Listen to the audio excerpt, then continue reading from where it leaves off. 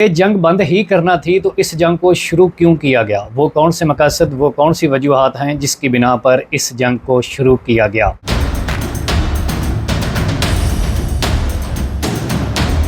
دنیا میں ایک شخص ایسا ہے، جب اس کے گروپ کا کوئی ملک جنگ ہارتا ہے تو وہ جنگ بندی کروا دیتا ہے اور ایک ثالث کا رول ادا کر کے صلح کروا دیتا ہے۔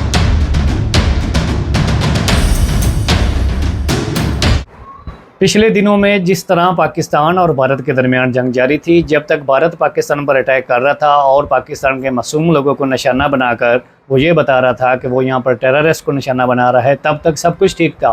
لیکن جیسے ہی پاکستان نے ریٹیلیٹ کیا، بھارت کو جواب دیا، بھارت کی ایئر بیس کو نشانہ بنایا، بھارت کو نقصان پہنچایا، تو پھر جناب ڈونلڈ ٹرمپ صاحب ثالث بن کر آ گئے اور دونوں ملک کے درمیان جنگ کو روک دیا گیا اور صلح کروا دی۔ بالکل اس بار بھی ایسا ہوا ہے کہ جب اسرائیل یہ جنگ ہار رہا تھا اور یہ ایران جنگ جیت رہا تھا، تو ایک ثالث کا رول ادا کر کے ٹرمپ صاحب نے اس جنگ کو بھی ایک بار روک دیا ہے۔ اب بات کر لیتے ہیں کہ وہ کون سی وجوہات ہیں جس کی بنا پر ایران کے اوپر اس جنگ کو مسلط کیا گیا۔ سب سے بڑی وجہ ایران کی معیشت۔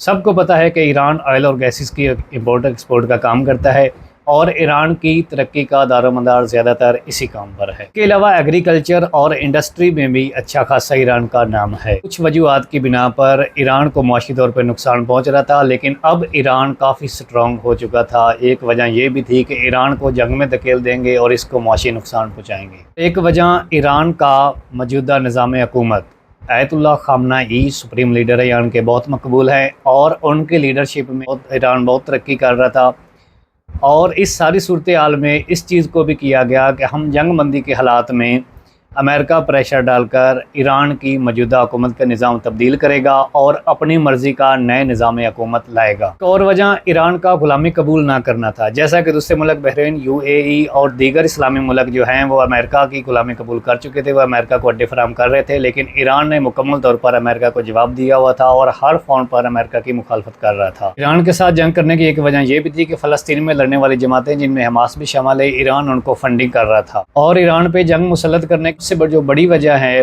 وہ ایران کا ایٹمی پلانٹ ہے۔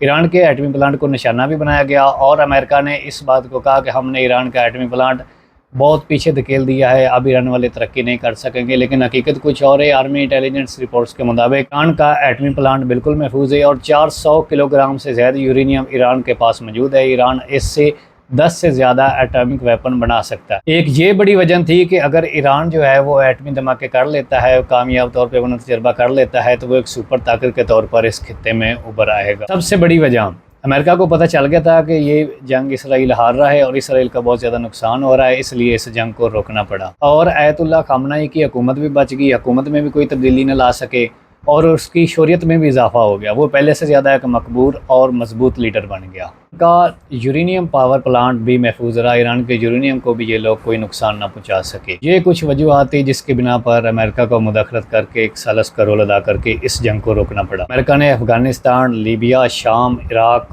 اور فلسطین کے ساتھ جنگ کی، اور اب اس نے ایران کے ساتھ جنگ کی۔ اسرائیل کو آگے کیا اور بیک پہ اس کے امریکہ رہا، لیکن یہاں پر صورتحال کچھ مختلف تھی۔ ایران کا بہت زیادہ نقصان کیا، اس لیے امریکہ کو یہ سٹیپ بیک لینا پڑا۔ مکمل بند ہوئی ہے یا یہ عارضی طور پر سیز فائر ہے؟ مستقبل میں یہ جنگ کیا رخ اختیار کرتی ہے؟ کیا یہ جنگ دوبارہ شروع ہوگی؟ کیا ایران اسرائیل پہ دوبارہ اٹیک کرے گا؟ کیا اسرائیل ایران پہ اٹیک کرے گا؟